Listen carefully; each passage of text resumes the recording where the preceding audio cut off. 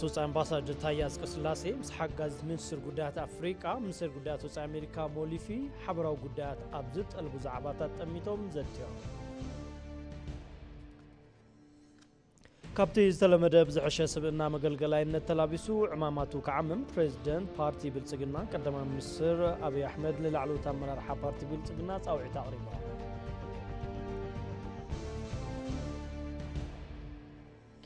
كابوصاي أمريكا 1 مليون كتابة إمباكس ن أفريقيا كمتهب بريزيدنت جو بايدن أفليتو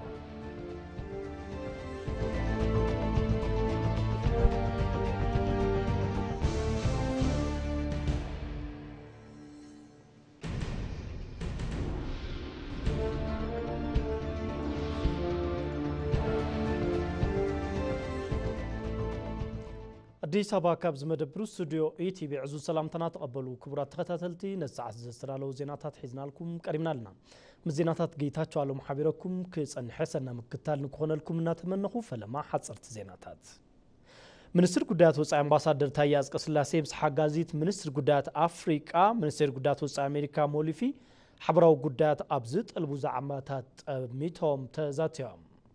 አምባሳደር ታያ መንጎ ኢትዮጵያን አሜሪካን ጥንኩር ርክብ ከም ዘሎ በመግላጽ አብቀጻሊ حبراو ትኹረት አብዝጠልቡ ጉዳያት ቀጻል ዝኾነ ዘተከም ዘድሊ አልዒላም አብዋናው ጉዳያት ቀርኒ አፍሪካ ዲሂቦም ዝገበርዎ ገለጻም ብፍላይ ኢትዮጵያ አብ ዞባ ዘላቂ ሰላምን ምርግጋእን ከዓስልና ገበረቶ ትርከብ ጻዕሪ ትኹረት በመግባር አብሪሃም ሶማሊያ ብዝምልከቱን ኢትዮጵያ ራዕዳውያን አምውጋት ትገብሮ ዘተጠናኸረ ጻዕሪ ዘጠመተ መገለጻ ገይሮም ሞሊፊ ብግደን አሜሪካ ራዕዳውያን አምውጋን በሐፈሻብ ሰላምን ምርግጋእን ትዞባን ምስ ኢትዮጵያ ዘለዋ ምትሕብባር አጠናኺራ ከም ትቅጽል ምርግጋጽን ሓበሬታት ሚኒስቴር አመላኺቱላም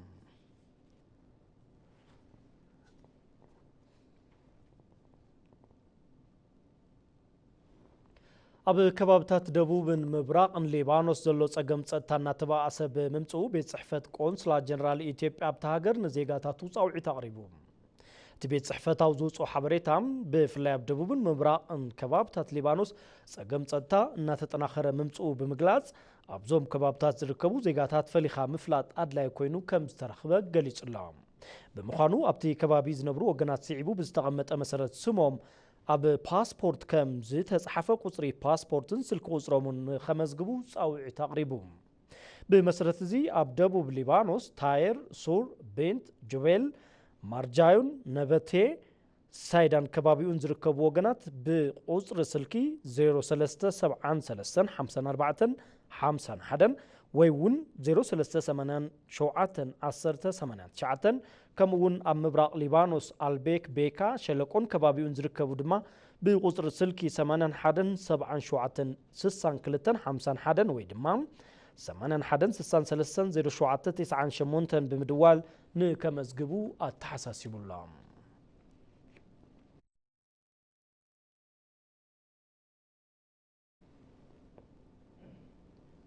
بعلات الدباباي إثيوبيا مرايا ጸጋታት እምነት ባህልን ታሪኽን ከምውን ምልክት ሰናይ ምስሊ ሃገር ምዃኖም ግልጋሎ ዜና ኢትዮጵያ ዘዘራረቦም ምሁራን ተዓውዲ ገሊጾም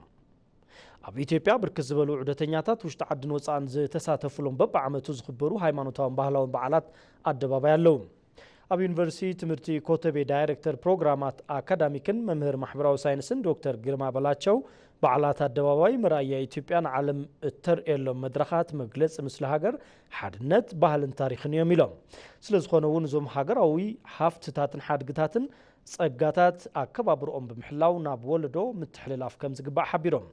ቢሮ ባህሊ ኪነ ጥበብን ቱሪዝምን ምምሕዳር ከተማ አዲስ አበባ ላዕለዋይ ተመራማሪ መጽናዕቲ ሓድጊ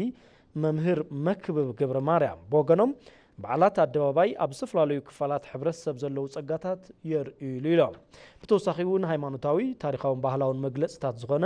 ሓበራዊ ሃፍታት ከም ዝኾኑ አረድዮም ቶም ምሁራን بعلات الدباباي ኢትዮጵያ መራያ ጸጋታት እምነት ባህልን ታሪኽን ከምውን ምልክት ሰናይ ምስሊ ሃገር ምዃኖም ገሊጾም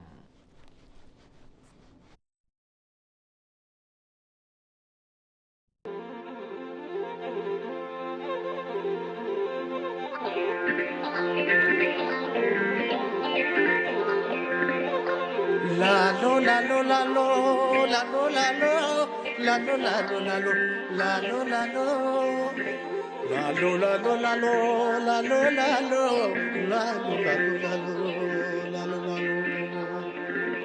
عندما مسكرم تزنبلا مسكل ماتي الله دبخلا بك عندي شكور والروح الله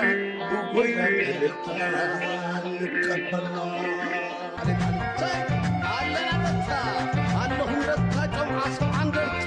هويا هوية هوية هويا هوية هوية طابع المعدو هوية ولا عيانو هوية هوية زي ولو هوية زي تعدلو هوية عمتي مهللو هوية هويا هوية هوية هويا هوية هوية هويا هوية هوية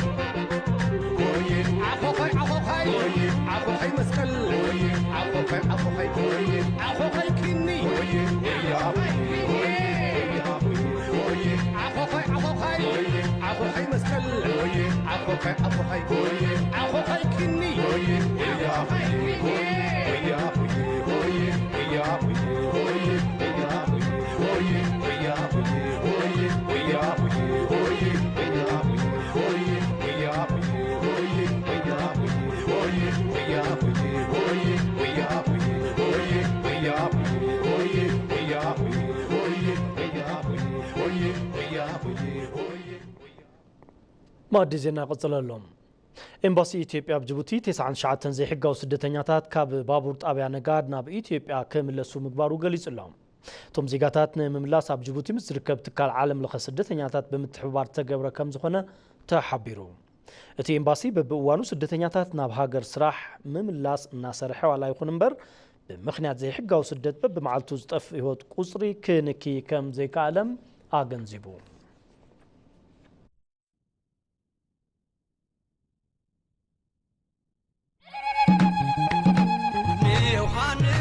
مسكلي تركبوا رحازولي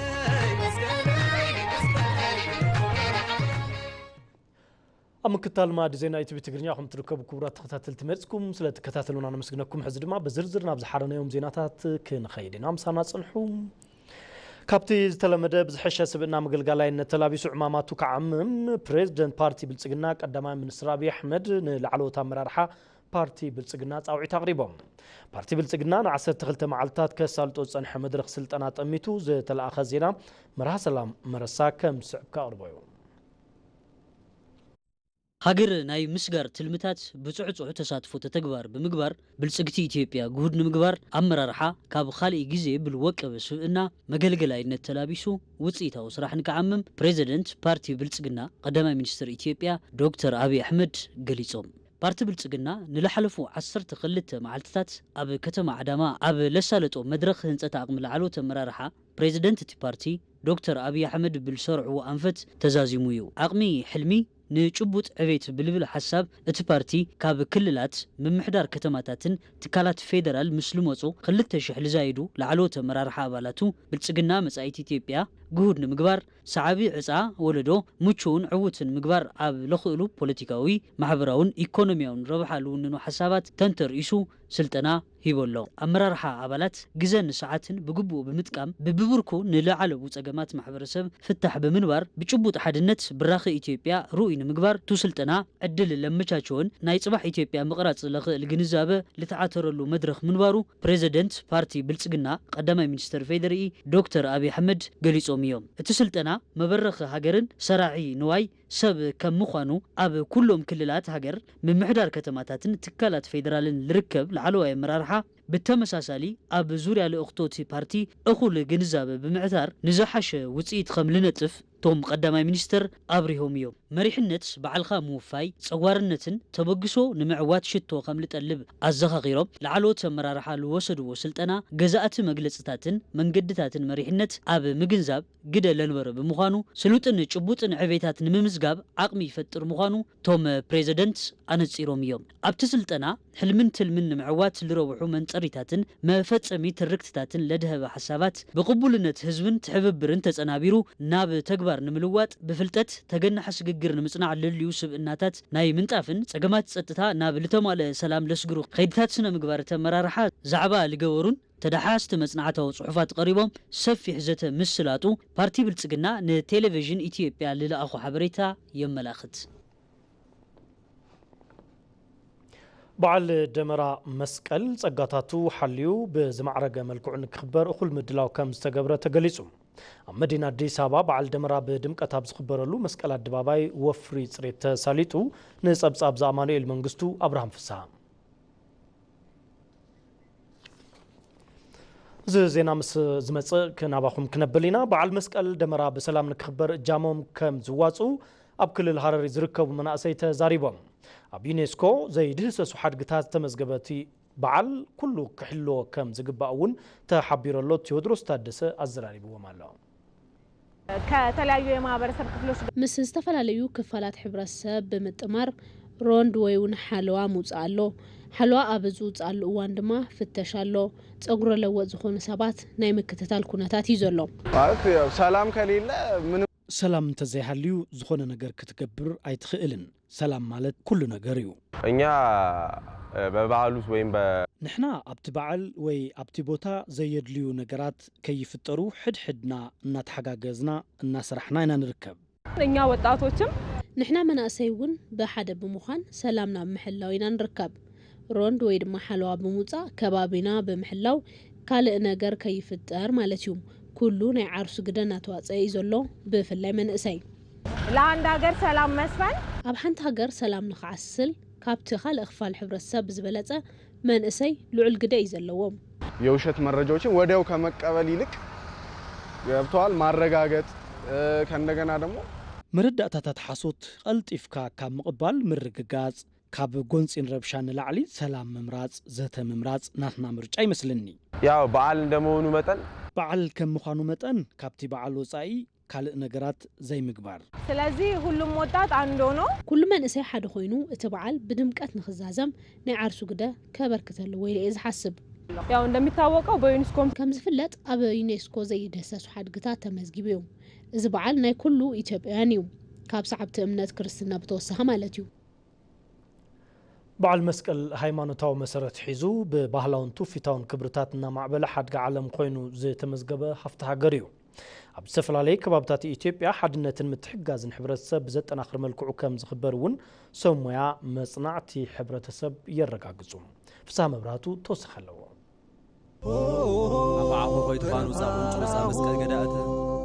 አፋ ኮይቱ ፋኑሳ ቁንጮሳ ሰናይ ዘረብሳ ክረምቲ ሓሊፉ ቀውዒን ተዓቲ ሜዳን ጎቦታትን ብዕንበባ ተሸፊኑ ዝራእቲ ሸዊቶም ወሓዝቲ ሩባታት ካብ ዓይጊ ናብ ጽሩይ ማይ ኣብ ዝቕየሩሉ ኮታስ ተፈጥሮ ወቂባን ማዕሪጋን ኣብ ትረአየሉ እዋን ዝኽበር እዩ በዓል መስቀል። እዚ በዓል ካብ ጸልማት ናብ ብርሃን መሸጋገሪ መግለጺ ሓጎስን መጻኢ ብሩህ ተስፋን ኢትዮጵያውያን ተገይሩ እዩ ዝሕሰብ። ኣኾይ ኣኾኾይ ቁንጭ ውፃእ ትዃን ውፃእ መስቀል ገዳእተው ኣኾኾይ ቁንጭ ውፃእ ትዃን ውፃእ ሰናይ ዘበን ምጻእ እናተባሃለ መብሰሪ ሰናይ ዘበን ተገይሩ ዝበዓል በዓል መስቀል በብዓመቱ 17 መስከረም ኣብ መብዛሕትኡ ከባብታት ኢትዮጵያ ይኽበር። በዓል መስቀል ኢየሱስ ክርስቶስ ዝተሰቐለሉ መስቀል ብንጉስ ቆስጠንጢኖስን ንግስቲ ኢሌንን ካብ ዝተደርበየሉ መእከቢ ጓሓፍ ተፋሒሩ ዝተረኸበሉ ንምዝካር ዝበዓል እዩ። መስቀል ምርካቡ ንመላእ ዓለም ሓጎስ ዝፈጠረ ዋላ እንተኾነ ኢትዮጵያ ዝተፈላለዩ ብሔረሰባትን ህዝብታትን ዝርከቡላ ሃገር ምዃና እቲ በዓል ብዝተፈላለየ መልክዕ ደሚቑን ፀቢቑን ብፍሉይ ንኽኽበር ገይርዎ እዩ። ነዚ እውን እዩ ኣብ መዝገብ ትካል ሕቡራት መንግስታት ዓለም ትምህርቲ ሳይንስን ባህልን ዩኔስኮ ካብ ዘይድህሰሱ ሓድግታት ሓደ ኮይኑ ንዓለም ዝተበርከተ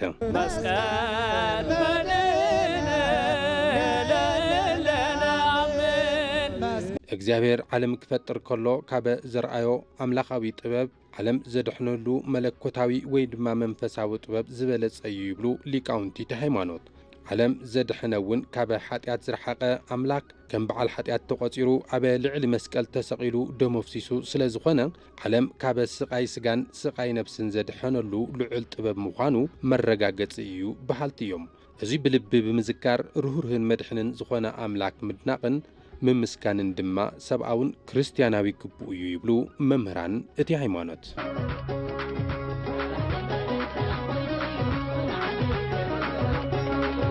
ካብ ክርስቲያናት ዓለም ብዝበለጸ ኢትዮጵያውያን ተኸተልቲ እምነት ክርስትና ንመስቀል ጎይታና መድኃኒትና ኢየሱስ ክርስቶስ ፍሉይ እምነትን ክብርን ኣለዎም። ኢየሱስ ክርስቶስ ሰብ ከድሕን ኢሉ ማለያ ዘይብሉ ግፍዕን ስቃይን ተቐቢሉ ድሕነተ ስጋን ድሕነተ ነፍስን ዝተረኸበሉ መስቀል ንምዝካር ኣብ ዓመት 5 ግዜ ኣብ ቤተ ክርስቲያንን ማእኸል ጎደናታትን ዝኽበር በዓል ኮይኑ ኣሎ። ኢትዮጵያውያን ኣብ መስቀል ዘለዎም ፍቕርን ክብርን ብዙይ ጥራሕ ዝግለጽ ኣይኮነን። ብዙሓት ኣብ ዓለቦኦም መስቀል ቅርጺ ዘለዎ ጥልፊ ገይሮም ምርኣይ ዝተለመደ እዩ። ካልኦት ድማ ኣብ ዝተፈላለየ ክፋል ሰውነቶም ብመልክዕ ውቃጦ መስቀል ምንባር ልሙድ እዩ። ኣብ መንበሪ ኣባይትን መገልገሊ ኣቑሑትን ቅርፂ መስቀል ምርኣይ እውን ዝውትር እዩ። ነዚ እውን ኢትዮጵያውያን ተኸተልቲ እምነት ክርስትና ንመስቀል ፍሉይ ፍቕሪ ኣለዎም ዝበሃል መስቀል ኣዳይነው ለምና ምንሰዎ በዓል መስቀል ሃይማኖታዊ መሰረት ዋላ እንተሃለዎ ኣብ ዝተፈላለየ ከባብታት ሓድነት ሕብረተሰብ ብዘጠናኽሩ መንገድታት ከም ዝኽበር ሰሙያ መጽናዕቲ ሕብረተሰብ ዘረጋግጽዎ ሓቂ እዩ። ኣብ ትግራይ እውን ብዝተፈላለየ መልክዑ ደሚቖም ካብ ዝኽበሩ ሃይማኖታውን ባህላውን በዓላት ሓደ እንትኾን ብፍላይ ብመሰረት ባህሊ እምነትን ልምድን ህዝቢ ትግራይ በዓል መስቀል ዝለዓለ ቦታን ክብርን እናተውሃቦ ዝመጸ እዩ። ኣብ መብዛሕትኡ ከባብታት ገጠራት ትግራይ ቅድሚ ሰሙን ነቲ በዓል ዘድልዩ ምድላዋት ብምግባር ይጅምር። ኣብ ዝበዝሕ ከባብታት ትግራይ ዳሜራ ዝውልዐሉ ዕለት 17 መስከረም ዋላ እንትኾነ ኣብ ሓደ ከባብታት ግና ምስ ኣዲስ ኣበባ ኣብ ድርኡ ዘብርሁ ኣለዉ። ካብዚኣቶም ጎቦ ጨምዓ መቐለ 16 መስከረም ኣብ ድሮ በዓል መስቀል ካብ ዝኽበረሎም ከባብታት ትግራይ ይጽራሕ። ጎቦ ጨምዓ ፍሉይ ጥበባዊ ምርኢት ዝንጸባረቐሉ ቦታ እዩ። ናብ ጎቦ ጨምዓ ክወፅእ ዝኽእል ህዝቢ ከተማ መቐለ ኣማሽዩ ሽጎሊዑ ናብቲ በዓል ዝኽበረሉ የምርሕ። ናብ ጎቦ ጨምዓ ዝወስድ መንገዲ ጥውባይ ዝበዝሖን ቀጥ ዝበለ ዓቐብን ብምዃኑ ኣብ ከተማ መቐለ ዝርከብ ህዝቢ ከም ቤተ ተዋስኦ ዝኣተወ ብግልጽ እዩ ዝረኣዮ።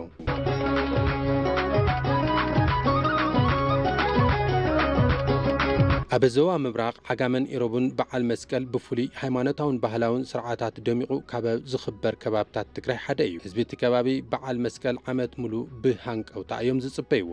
ተወላዲ ዓጋመ ካብ ዝነብረሉን ዝሰርሐሉን ከባቢ ናብ ትውልዲ ዓዱን ስድርኡን ዝምለሰሉ ፍሉይ በዓል ተገይሩ እውን ይውሰድ። ከም መራኸብን መተሓጋገዝን ስድራን እውን እዩ ዝቑጸር። እዚ በዓል ክብርታት ተሓልዩ ካብ ውሉድ ናብ ወለዶ እናተመሓላለፈ ዝመጸ ኮይኑ ብፍላይ ካብ 2000 ዓ.ም ጀሚሩ ብብርኪ ክልል በዓል መስቀል ኣብ ዓጋመ ክደምቕ ዕድል ረኺቡ እዩ። ጽምብል በዓል መስቀል ካብ ቀንዲ ዓሮ ዝበሃል በሪኽ ጎቦ ዝጅምር ኮይኑ ኣብ ድሮ በዓል መስቀል ሽግ ተወሊዑ ሆያ ሆየ እናተባሃለ ብፍሉይ ስርዓት ናብቲ ጎቦ ይውፃእ። ኣብ ዓጋመ ድሕሪ ስነ ስርዓት ምውላዕ ዳሜራ ብዓይነቱን ትሕዝቱን ፍሉይ ዝበለ ስነ ስርዓት እንግዶት መኣዲ ዓጋመ ተዘክሮ በዓል መስቀል ካብ ዝኾኑ ተጸራሐ እዩ። እዚ መግለፂ ባህልን መንነትን እቲ ህዝቢ ዝኾነ ንኣጋይሽ ዝቐርብ መኣዲ ጥሕሎ ምስ ህሜስ ግዕዚ ምንጋዓትን ኣካል እቲ በዓል ኮይኑ ዝቐርበሉ መሰናድኦ እዩ። እዚ ተሃራፍን ምቁርን ባህላዊ ምግቢ ምስቲ ባህላውን ሃይማኖታውን ስነ ስርዓታት ተደሚሩ መስሕብ በጻሕቲ እናኾነ መጽኡ እዩ። በዓል መስቀል ጸጋታቱ ሓልዩ ብዝማዕረገ መልክዑ ንክኽበር እኹል ምድላው ከም ዝተገበረ ተገሊጹ። ኣብ መዲና አዲስ አበባ በዓል ደመራ ብድምቀት ኣብ ዝኽበረሉ መስቀል ኣደባባይ ወፍሪ ጽሌት ተሳሊጡሎ ንጸብጻብ ዘኣማኑኤል መንግስቱ አብርሃም ፍስሓ ምምሕዳር ከተማ አዲስ አበባ ምስ ካብ ዝተፈላለዩ ክፍለ ከተማታት ዝተውጻጹ ክፋላት ሕብረተሰብን ተኸተልቲ ሃይማኖትን ብምዃን በዓል ደመራ መስቀል ብድምቀት ዝኽበረሉ መስቀል ኣደባባይን ከባቢኡን ናይ ምጽራይ ወፍሪ ኣካይዱ። ነቲ ወፍሪ ጽሬት ዘጀመሩ ሓላፊ ቤት ጽሕፈት ፓርቲ ብልጽግና ጨንፈር አዲስ አበባ ሞገስ ባልቻ እቲ በዓል ጸጋታቱ ሓልዩ ብዝጸበቐን ብዝደመቐን መልክዑ ብሰላም ንክኽበር ምምሕዳር እቲ ከተማ ኣብ ዙርያ ጸጥታ ምስ ነበርቲ እታ ከተማ ኣካላት ጸጥታን መራሕቲ ሃይማኖትን ብምዃን ስራሕቲ ቅድመ ምድላው ተዛዚሙ ኢሎም እንደ ወትሮ ሁሉ ይህን ከምቲ ልሙድ ኣብ ኣደባባይ ዝኽበሩ ዓበይቲ በዓላት ህዝቢ ሰላማውን ድምቖን ብዝኾነ መንገዲ ንምውጋን እኹል ስራሕቲ ቅድመ ምድላው እናተሰርሑ ጸኒሖም እዮም። ኢትዮጵያውያን ሓድነቶም ካብ መንጎ ዘንጸባርቑሎም በዓላት ኣብ ዝተፈላለዩ እዋን በዓላት ዘርእይዎም ናይ ምትሕግጋዝን ምክብባርን ጸጋታት ብምዃኖም እዚ ወፍሪ ጽሬት እውን ናይዚ ሓደ መርኣያ እዩ ተባሂሉ መስቀል ደመራን በዓል ምክንያት በማድረግ በዓል ደመራ መስቀል ምክንያት ብምግባር ኣብዚ እዋን ነዚ ቦታ ንምጽራይ ተረኺብና ኢና። ኣብዚ ቦታ ኩሎም ሃይማኖታት ተረኺቦም እዮም። ናብዚ ዝመጸሉ ቀንዲ ዕላማ ድማ ቀዳማይ ኢትዮጵያውያን ሕድሕዶም ኣሕዋት ስለ ዝኾኑ ናይቲ ሓደ ሓጎስን ባህልን ኣብ ዝኽበረሉ እዋን ኣብቲ ቦታ ተረኺቦም ሰናይ ትምኒቶም ንምግላጽ ተሓሲቡ ካልኦት ኣመንቲ እውን ዝተረኸቡ ይሄ ማለት እንግዲህ እንደሚታየው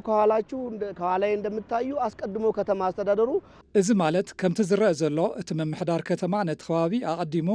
ጽሩይ ገይርዎ እዩ ይኹን እምበር እቲ ቀንዲ መልእኽቲ ኩሉ ኣመንቲ ኣካላት ፖለቲካን ኣብ ዝኽርከብ ዝተደለየሉ ምኽንያት ሓደ ኮይኑ መንፈስ ጽልኢትን ዘርአውነትን ካብ ኣእምሮና ንምጽራግ እዩ። ኣብቲ ወፍሪ ፅሬት ዝተዋፈሩ ኣካላት ሃይማኖት ዘርእን ቀለምን እንተይፈለና ንበዓል ደመራ መስቀል ሓዊሱም ካልኦት በዓላት አደባባይ በሰላም ንክኽበሩ ግደኦም ከም ዝዋጹ ተዛሪቦም በዓላቶችን በጋራ እናከብራለን። በዓላት በሓባር ንኽብር ኢና። ናይ እስላም በዓል ኣብ ዝኽበረሉ እዋን ንሳቶም ውሳና ይኽብሩ። ናይ ክርስቲያን በዓል እንትኸውን ድማ ንሕና ምስኣቶም በሓባር ኮይና በሰላም ንኽበር ሃይማኖት ሳንመርጥ በጋራ ማለት ነው ለሀገራችን ሰላም ሃይማኖት ከይመረጽና በሓባር ንሰላም ሃገርና እቲ በዓል በሰላም ንኽዛዘምን ተሓባቢርና ንምስራሕን ኢና ናብዚ መጺና። ከምንም ነገር በላይ ተደሰትኩበት ነገር እኛ በሀገራችን ልዕሊ ዝኾነ ነገር ዝተሓጎስኩሉ ኣብ ሃገርና በዓል መውሊድ፣ በዓል ዒድ አልፈጥር፣ በዓል መስቀል፣ በዓል ፋስጋ ናይ ኩሎም ኢትዮጵያውያን በዓል እምበር ዝተኸፋፈለ ነገር የብልናን። ኩሎም ኣካላት ተረኺቦም ብጽሬት እናሓገዙና እዮም ዘለዉ። እዚ ምትሕጋዝ ቅድም ክብል ካብ ወለዶ ናብ ወለዶ እናተመሓላለፈ ዝመጸ ጸጋ እዩ።